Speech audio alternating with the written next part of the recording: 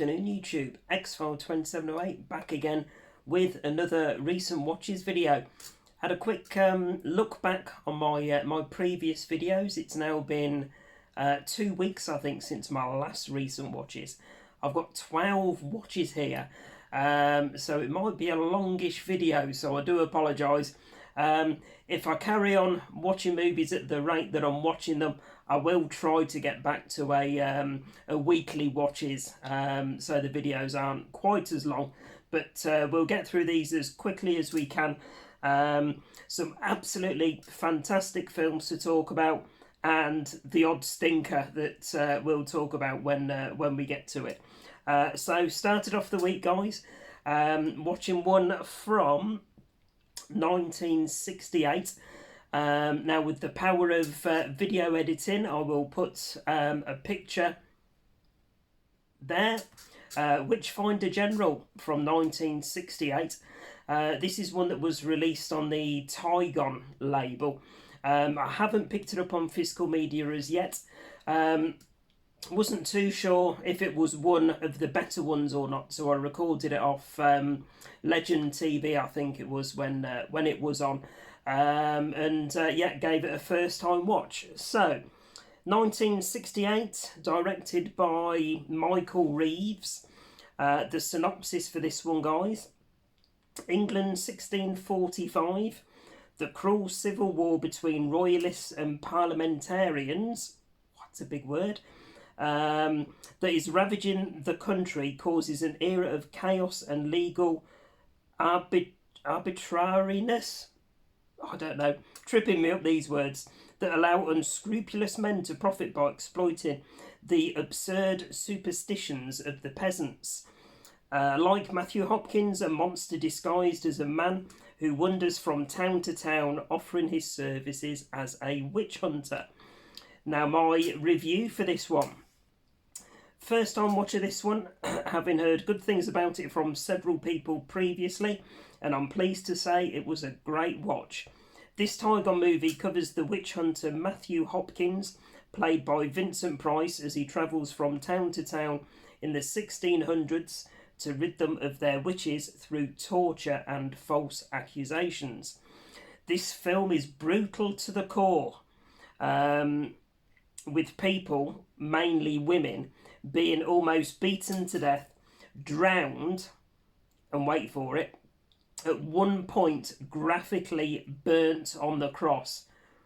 I'll tell you, that was a tough scene, it really was. But, you know, I mean, you can imagine 1968 as well, you know, dealing with the subject of witch hunting and the likes, burning people on the cross, jeepers. Still holds well today, that particular scene. This movie leaves nothing to the imagination, and I can see being quite an uncomfortable watch for some people. Like I say, you know, particularly with the women being beaten, being drowned, and that particular scene where the woman's burnt on the cross. You see it in all its glory. You hear the harrowing screams. You see her being slowly lowered down into the pit of fire, and it's a tough one, it really is, but very, very well done. Vincent Price plays the Witchfinder General superbly. Cool, calm, creepy, and a real nasty piece of work throughout. Oh, and there's also a random appearance from Wilfred Bramble from Steptoe and Son. No idea why they pigeonholed the bit part in there for him that they did, but it was a nice surprise when I saw him there anyway. So big fan of Steptoe and Son and all its political incorrectness. Overall, an excellent movie, and one for me with plenty of rewatchability. And I rated that one a solid 3.5 out of 5. Definitely one, if it drops into the HMV 2 for 15 or 2 for 20 on the Tygon range, definitely one I'll pick up and add into the collection. So that was Witchfinder General from 1968. Right, let me move these across and let's have a quick slurpy slurp. There you go, Lisa. I haven't disappointed today. Oh, lovely. Right, next one. Again, this was a first time watch for me. It was one that I heard mentioned by Bryn on the Horror Hands channel. He'd done a video recently talking about this particular film, one that I hadn't heard of, but the concept of it intrigued me, and it was, there we go, Blades from 1988, and it's all about a killer lawnmower. There you go. I'm going to be doing a video upcoming of different movie related killer objects, so watch this space. This one will definitely be in there. First time watch for me, directed by Thomas R. Rondinella. Don't know if I pronounced that right. And the synopsis, very brief this one. Just when you thought it was safe to put, a peaceful country club becomes the hunting ground for a demonically possessed lawnmower with a taste for human flesh. And this one runs 98 minutes. Like I say, watched it on my trusty Fire Stick Plus service. First time watch for me, so it is one that I will be getting very soon into the collection on physical media. But for now, I wanted to experience it for the first time, make sure it was my cup of coffee before I dropped some pennies on it. So my review for this one, guys, first time watching this one tonight, and wow, this was a super fun one. Basically a B-movie parody of Jaws, but instead of a shark we have a killer lawnmower and the setting of a country club golf course. So yeah, it really is, you can't rip off Jaws any closer than this movie does. So, but it does it absolutely brilliantly in a completely different environment. This movie parodies Jaws perfectly, with the owner of the country club refusing to close down the golf course because of an upcoming event. There you go, you can see the similarities there with Jaws, with the mayor, with an event coming up and him not wanting to close down the waters and the town, etc. Other scenes from Jaws are perfectly replicated in the golfing environment along with the main characters as well. Love the POV from the lawnmower and a couple of fun gnarly kills to boot.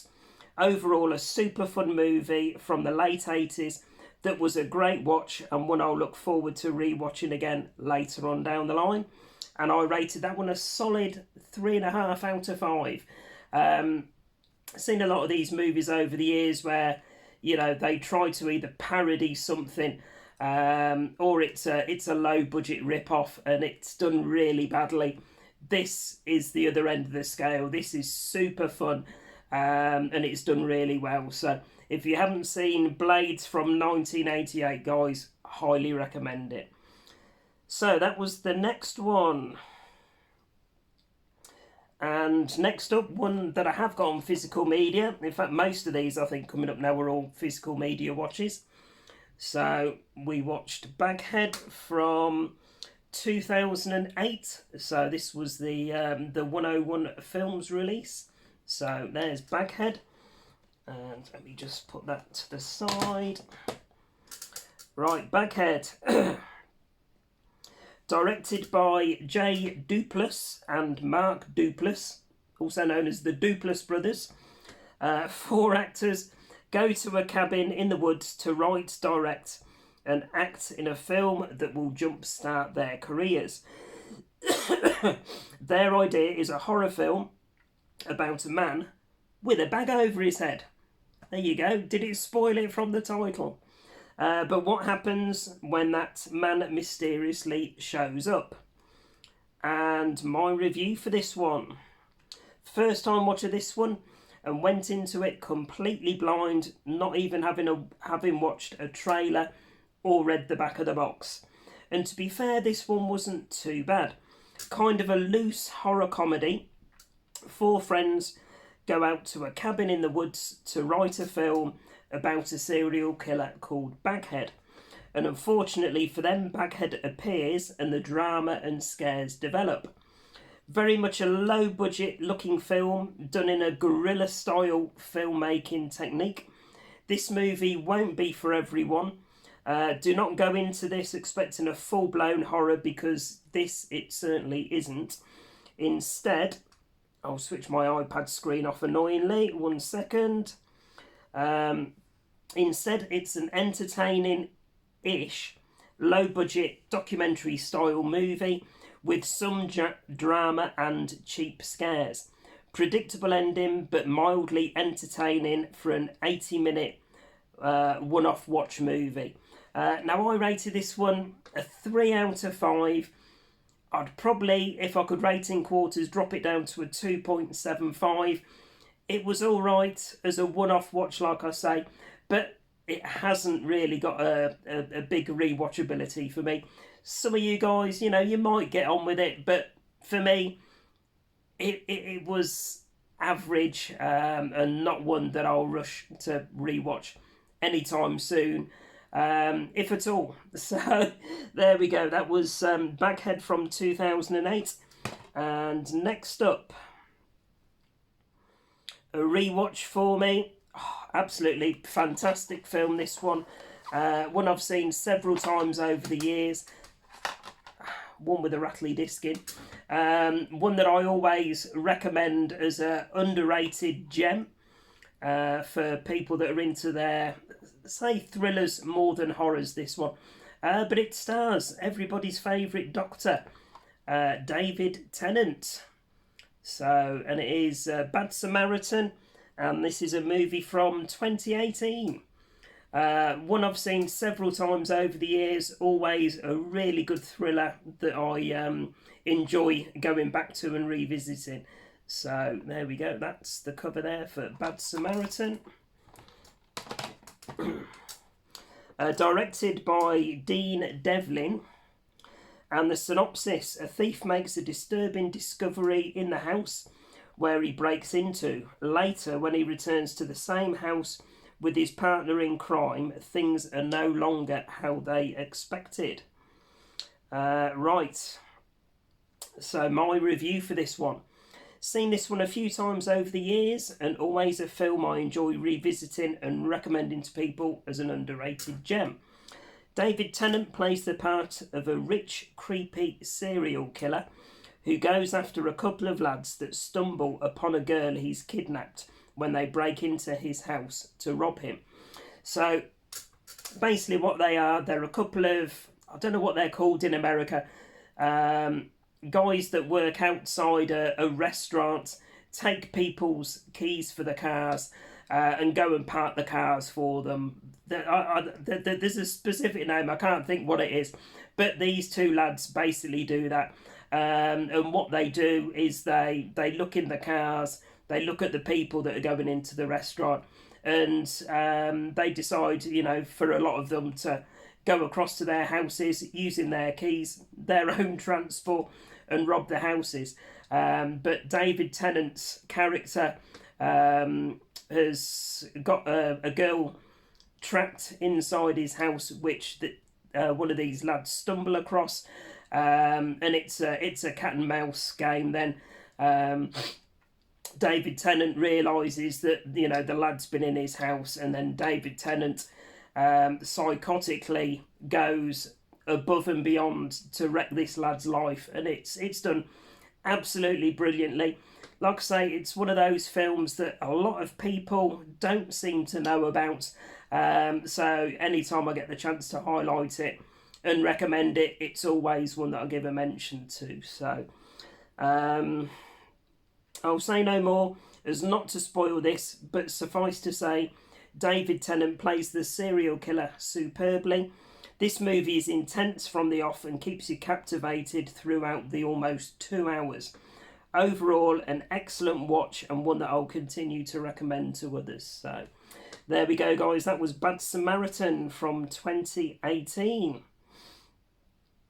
Next up, oh dear, worst watch of the week. courtesy, can you believe it, of a recommendation from Nige, Rock God 2004. Now, I can't actually show you the physical media for it. I'll put a picture of me and Lewis about to watch it together on the screen now so you can see what it is. Needless to say, we haven't got it anymore. We took it back to CEX 2 days later for a full refund. It was dog shit. It was absolutely terrible. Thankfully, CX operator, 48-hour, no quibble return. Lewis had got no inclination to keep it in his collection. Even I didn't want to buy it off him for the CX voucher price. I absolutely hated it as a remake. I've got the original Slumber Party Massacre 1 and 2 on the shelf behind me as part of the 101 4K collection. Brilliant films, but this remake, how on earth? I know me and Nige differ on opinions. Another movie coming up that we very much differ opinions on as well. But yeah, it was fucking terrible. If anyone else has seen the, I think it's, is it 2021 remake, let me know which side of the fence you're on. Did you enjoy it or not? Synopsis for this one. Dana, daughter of the only survivor of a massacre in 1993, is going on a weekend trip with her friends after their car breaks down in the very same town where her mother once fought the driller killer. There we go. Dana and her friends must come face to face with the man who has haunted her mother's life for the past 30 years. Right, my review of this one. First time watching this modern take on Slumber Party Massacre, and sadly, nearly 90 minutes of me and my son's time we will never get back. A group of super irritating teenage girls is bad enough, but then they give us a group of equally irritating guys just to really slap us in the face. Thankfully, most of them meet their maker, as is typical for this type of spoof slapstick horror movie, but this is still a super painful watch. Awful killer that has been given the most irritating of voices and odd facial expressions. You really do have to see this just to understand how terrible this is. If I can find a picture of the guy that's for some reason known as the driller killer, no relation whatsoever to the original Video Nasty. I'll put a picture of his face up. You know, you see for yourself. At least then you don't have to sit through and watch the movie, you know, if you really don't want to.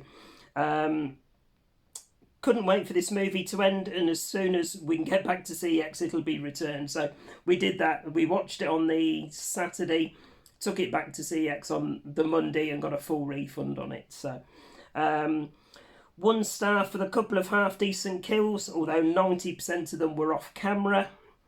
Why, you know, we're a movie in 2021.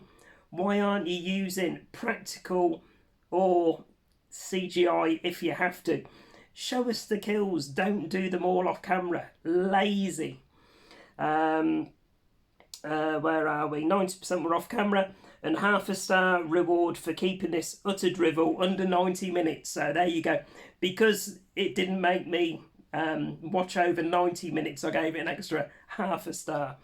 So we didn't have to suffer any longer than was necessary. Absolutely fucking terrible. Steer clear of it, guys, unless you really want to put yourself through almost 90 minutes of absolute dog shit. There we go. That's my opinion. Nige thinks otherwise. You may be the same. Who knows? Right, next up. Absolute classic. David Cronenberg from 1981. There we go. We have Scanners. Watching it off the good old Anchor Bay box set release. So there we go. That's that one there. Right, 1981, David Cronenberg. After a man with extraordinary and frighteningly destructive telepathic abilities is nabbed by agents from a mysterious rogue corporations. He discovers he is far from the only possessor of such strange powers. Some of the other scanners have their minds set on world domination, while others are trying to stop them. So this, where are we? Runs 103 minutes. And let me just have a quick slurp ski.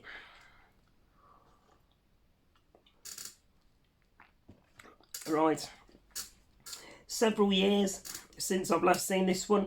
Apart from the iconic head exploding scene, I hadn't really remembered much else about this movie. Still a superb watch. Great action sci-fi horror from the early 80s.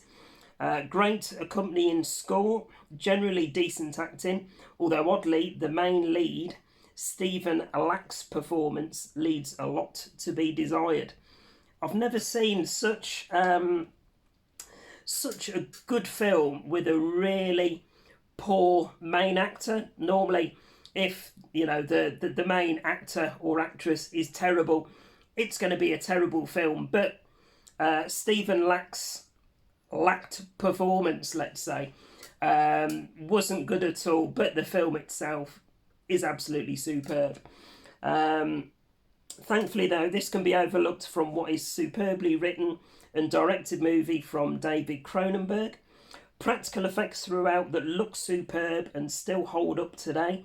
And that iconic exploding head scene just rounds this movie off perfectly. Overall, an easy 3.75 out of 5. The Anchor Bay DVD still looks superb, so I can only imagine the newly released Second Sight 4K will be stunning. That's one that came out, I think, last month from Second Sight. Like I say, my Anchor Bay DVD, it looked absolutely brilliant. So, can only imagine you guys that were lucky enough to get the 4K of it. I bet it absolutely looks amazing. So, fantastic film. Probably one that I will upgrade at some point. Whether I just upgrade to the Blu-ray or if I see in the sales or somebody selling it, then I'll pick up the 4K potentially later on down the line. So that was Scanners. Next up, this is one from 2014. One that I've picked up recently from CX, I think it was. Charlie's Farm. So, slasher horror starring, Kane Hodder, Bill Moseley and Tara Reid, who does look very tasty in this, I must say. Wetting my whistle, so to speak. Directed by Chris Sun. 4 friends head into the Australian outback to investigate an urban legend about Charlie's Farm, where legend has it that an angry mob killed a sadistic family and encounter a demented giant with a big thirst for revenge. Now, my my synopsis, my review for this one. Frustrating little slasher, this one from 2014, starring the likes of Kane Hodder, Bill Moseley and Tara Reid. This movie runs 1 hour 30, but it's super slow burn for the first hour.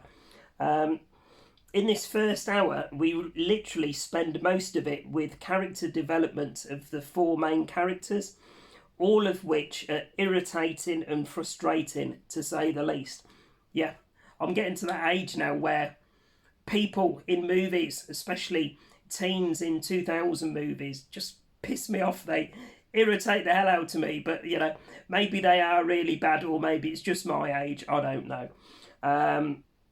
Cliche horror comedy characters who are all annoying and not in the slightest bit funny.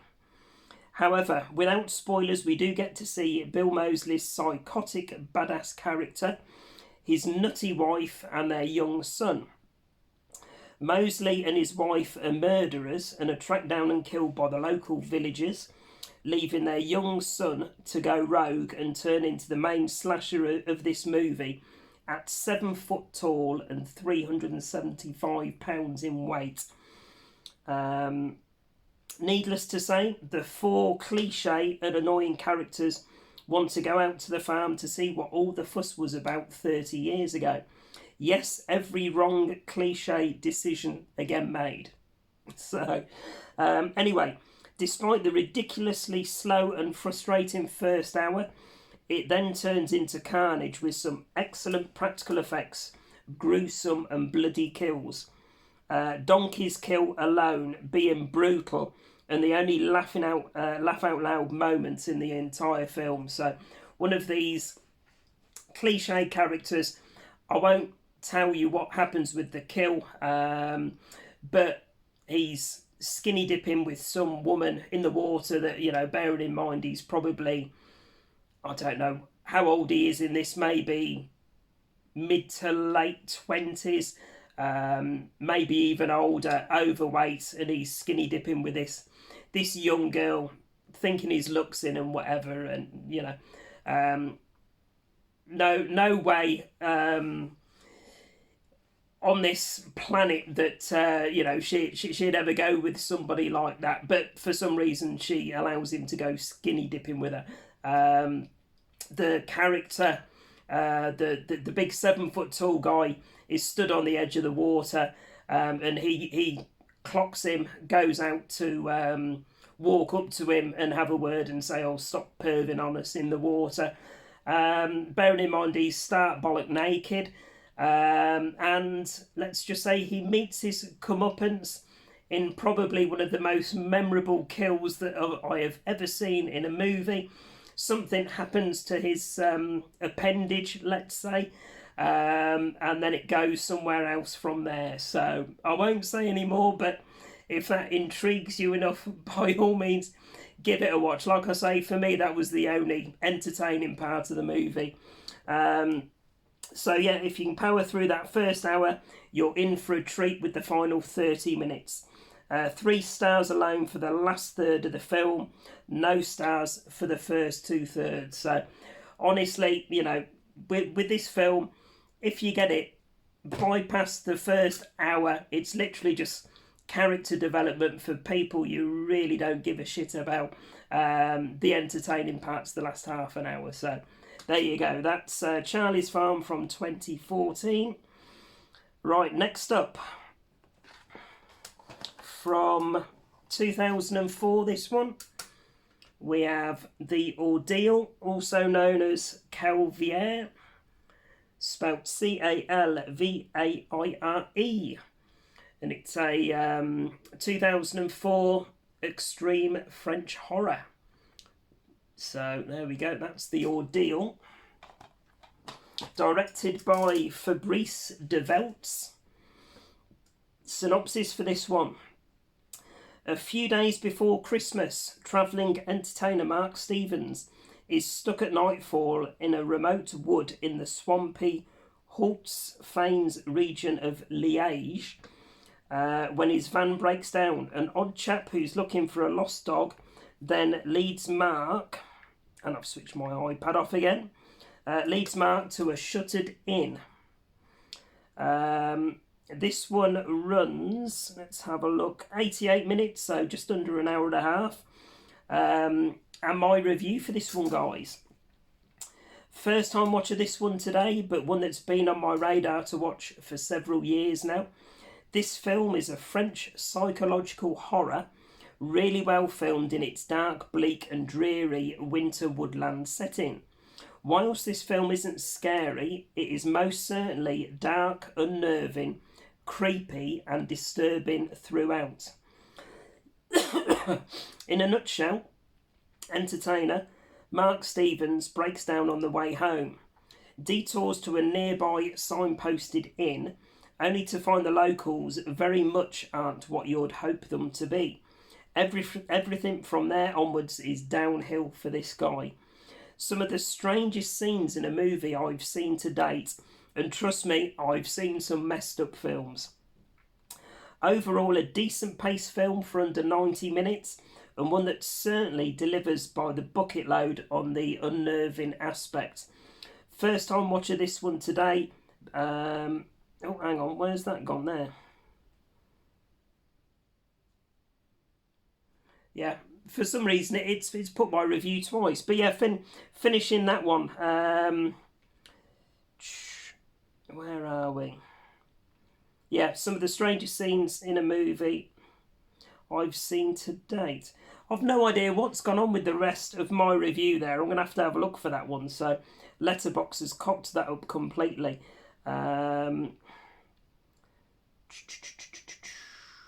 Anyway, I'll sort that out afterwards. A few moments later. But I rated it 3.5 out of 5. Absolutely brilliant film. One that creeps you out, unnerves you throughout. A couple of nice twists in there. But yeah, definitely one that I will revisit later on down the line. And I'm going to have to bloody revisit Letterboxd because they've messed my review up on that one. So I do apologise for cutting that one short. But on the same DVD is an extra, which I think is a 23-minute short, again from Fabrice Devout. So I'll put a poster for that one up on the screen now so you can see what that one's called. It's called A Wonderful Love. And it is 23 minutes, like I say. It is a short. It isn't included on the Ordeal DVD as part of the extras. Mila Lara has trouble with men, so for her birthday she plans something special in pursuit of a wonderful love. And my uncocked up review, thank you Letterboxd for this one. This 23-minute short was part of the extras on the Tartan DVD of The Ordeal and was also directed by Fabrice Devout. This short was done in 1999, so 5 years previous to him doing The Ordeal. And if you think things can't get any more weirder and fucked up than The Ordeal, then you really do need to check out this short.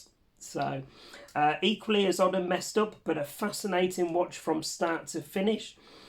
Certainly left me wanting to see a longer version and to find out how Ms. Lara's character develops and what mayhem could ensue.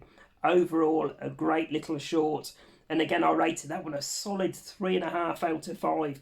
And as I said there, I really wish that he'd made that into a longer full-length film. So it was really good. So I know Tim, when I mentioned it to Tim hadn't actually watched that short. He hadn't even realised that it was on the disc. So he was intrigued to check that one out as well. So link to Tim's channel in the description. Right, I think we've got 3 more to go, guys, and then we're finished for this video. So next up, one that I didn't know anything about, and it's a movie called Soylent Green from 1973. Now, I didn't know anything about this movie. I'd never heard of it, and when I went across to see the guy that I get the tin signs from, he had the tin sign there for Soylent Green, and I was like, oh, I've never heard of that one. So he was telling me a little bit about it. And I was like, oh yeah, okay, it's got Charlton Heston in, so it is one that I'm interested to check out. Came back, was sorting through my non-horror DVDs upstairs. I've got a couple of thousand up there that I've just brought Billy bookcases for recently. So sorting them into genres, alphabetical order, etc. Was doing some more sorting. And there you go, there was Soylent Green, so I'd already got it as part of a DVD mega haul. So I thought, right, I'm going to put that one on and see what it was about. So, released in 1973, directed by Richard Fleischer, and runs 97 minutes. In the year 2022, people are still the same. They'll do anything to get what they need, and they need Soylent Green. In the year 2022, overcrowding, pollution and resource depletion have reduced society's leaders to finding food for the teeming masses. The answer is Soylent Green. So, like I say, This film was done in 1973, but the setting for it was 2022, which, you know, a few years ago now, so it was certainly an interesting concept. Portraying animals becoming extinct, natural resources dwindling, and a full rich-poor divide with corruption all around. For a film that is over 50 years old, this movie certainly rings true on so many levels. And it certainly does, you know, like I say, looking back as to what they were predicting, you know, would be the case in 2022. Yes, it's maybe not quite as extreme as they showed in Soylent Green, but trust me, we're not far off if things carry on the way that they are. Charlton Heston plays the main free-roaming detective in this bleak and dystopian movie, and for 50 years old somehow still has it with the young ladies, namely Hottie Shirl, played by Lee Taylor-Young, who, according to her character in the film, was only 21 years old. So fair play to Charlton there. I need some of whatever he's been eating in this dystopian universe. Yes, I do. Overall, a scarily accurate movie as to what's happening and how it could all easily end. Easily a 3.75 and pushing close to a 4 on my letterbox. But yeah, absolutely fantastic film. Thoroughly enjoyed it. Not too sure if they've brought out a Blu-ray release, but definitely one that I will upgrade later on down the line if it's available. So there you go, 1973's Soylent Green.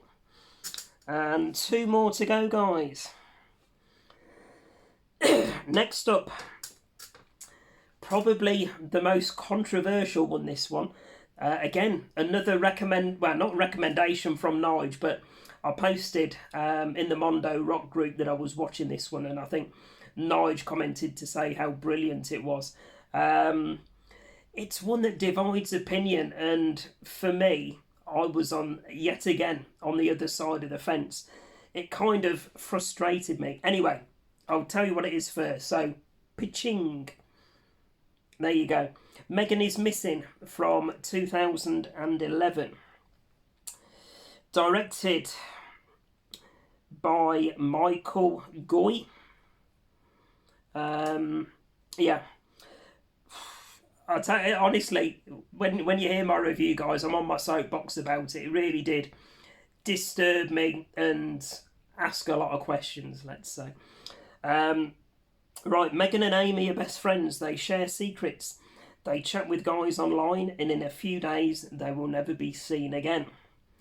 14-year-old Megan and her best friend Amy spend a lot of time on the internet, posting videos of themselves and chatting with guys online.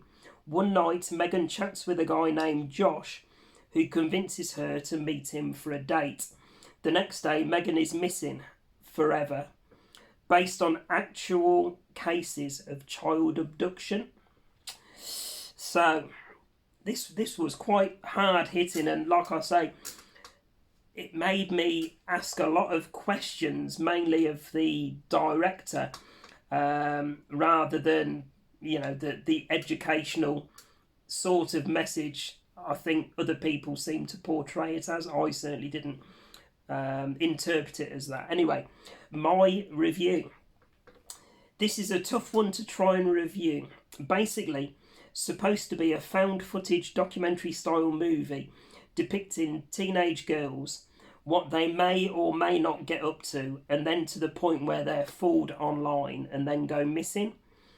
2/3 of this movie is basically a scene of Megan and her friends partying, their relationships with their parents, and I guess the loosest of character development. The newsreel footage is probably some of the worst and over-the-top fake news footage I've ever seen in a movie as well. Honestly, like I say, for a movie that came out in 2011, some of the acting, some of the, like I say, the newsreel footage, etc., was absolutely terrible. Really was. Where are we? Not the best of acting, and if I'm honest, considering this is supposed to be found footage documentary, seems very forced and over scripted. With a lot of found footage, it just flows really well, but this seemed heavily scripted and didn't flow like a proper found footage film normally would. Uncomfortable and unnecessary extended scenes where this 14-year-old girl describes to her 13-year-old best friend about giving a camp counsellor a blowjob when she was just 10 years old. This, like I say, is where the movie falls foul for me. You know, if you want to convey things to people, get messages across, yeah, there's ways of doing it. But that particular scene there that I've mentioned, I'm not going to say it again, but you know, you heard it. That scene goes on for 3 or 4 minutes, and it goes into super detail. I mean, even to the point where she's talking about the camp counsellor holding her head, how big his appendage is, how difficult it was to fit into her mouth, what the results of it were, and that's how over the top and graphic this movie goes into detail. And for me, it was completely unnecessary, and like I say, asked a lot of questions as to whether this really was a educational message to teenagers and parents or something else. So again, uncomfortable fetish photographs when she's been kidnapped. 2 particular photos spring to mind. I'm not going to put them up on the screen here, by all accounts. You know, if you want to watch it. But they were very disturbing pictures of what had happened to this 14-year-old girl. And again, that was really uncomfortable to see. Also an uncomfortable and extended rape scene, and then at the end, the 14-year-old girl declaring her love for the kidnapper before she's buried alive.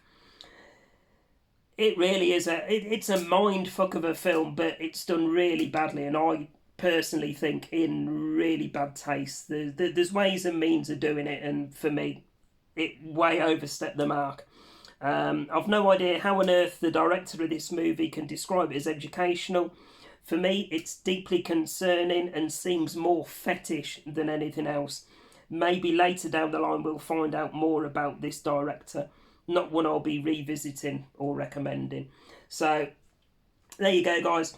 It is what it is. You know, there's been all sorts come out about actors and directors over the years not being who they've portrayed, and I've got a feeling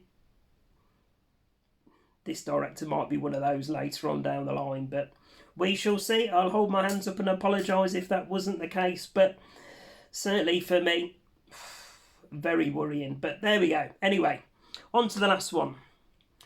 Was one that I watched last night from 2014. Oh, sorry, Megan, by the way, I gave a 2 out of 5, so there we go. Last night's film from 2004, directed by Ernie Barbarash, and it is, there we go, Cube Zero. So that's the third in the Cube trilogy, and it's actually a prequel to the original. So it runs 97 minutes. A young programmer whose job is to overwatch the reality warping cube defies orders to rescue an innocent mother trapped in one of its rooms. And again, quick slurpy slurp. Oh dear me. Right, my review for this one, guys, and then I'll let you go about your day. Right, wasn't sure what to expect with this one, as I'd enjoyed the first 2 Cube movies and heard this one was actually a prequel. However, despite its low budget, this wasn't too bad a watch. Worth watching for its opening scene alone. A wonder for body melt enthusiasts. Oh, absolutely brilliant. That opening scene. if you've seen it, guys, you'll know exactly what I meant. All done with practical effects, and it looked absolutely brilliant. From there, we concentrate more on the operators of the cube and the powers that be who oversee everything. We do see several characters inside the cube itself, but bar two of these characters, the rest are really token insiders that you don't really get an understanding of because of the focus on the outer operations of the cube. So sadly, you end up not caring for most of the characters. One character, however, we see too much of is the head commander that comes down to oversee the operations. The operators. Sadly, he comes across as a really odd and out of place character, as though they're trying to make his character comedic. Where are we? Kind of looks like Rick Mail with a prosthetic eye. Again, if you've seen the movie, and I'll see if I can put a picture of the commander. Yeah, as soon as I saw him, I thought that looks like Rick Mail with a really bad false eye, but you know it wasn't. But acts like a cross between Hitler and Basil Fawlty. So it's as though they were trying to bring in some comedic element to the film, even though it wasn't a comedy in the slightest. I wasn't sure where this was going with regards to being a prequel, but stick with it, and it does get revealed at the end. Overall, a decent third entry into the franchise, despite its lack of focus inside the cube. And the last one to date. I'd love to see a fourth, though, going back to its original roots and maybe with Saw-like traps and deaths. Never say never, so here's hoping. And I rated that one a 3 out of 5. So there we go, guys. That's my 12 watches over the last couple of weeks. If you have seen any of those, let me know if you agreed with my opinions and ratings or not. If there's any there that you haven't seen before that after I've spoken about, it's piqued an interest again, let me know. Always nice to have that dialogue with you guys in the comments. Right, I'm going to go and finish my coffee, guys. Put my soapbox away. Now I've finished with my soapbox for that terrible Megan is missing. But there we go. Be interested if you guys have seen that. Again, if you agree with my thoughts on that, or was I just overthinking it and way off the mark? Which, you know, who knows. But there we go. Anyway, as always, please remember to like, comment and subscribe and all that good stuff. And I'll be back later in the week with another video. Bye for now, guys.